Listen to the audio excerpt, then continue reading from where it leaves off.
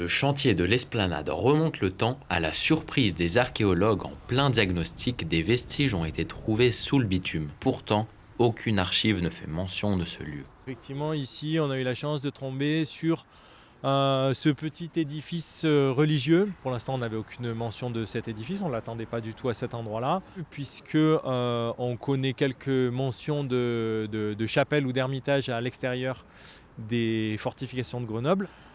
Dans cet édifice, il y avait plusieurs sépultures de jeunes adolescents, c'est-à-dire 16-19 ans.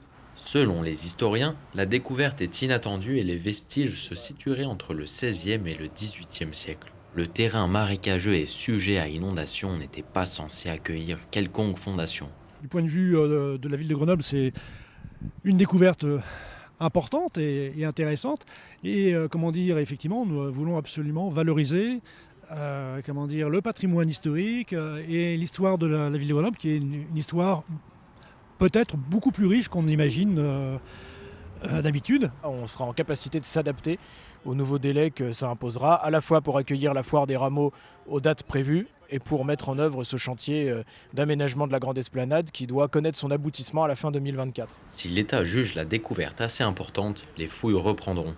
Une équipe de spécialistes devrait intervenir pour agrémenter la découverte de nouveaux éléments. Une curiosité qui met à l'arrêt le chantier, mais la ville s'engage à tenir ses délais.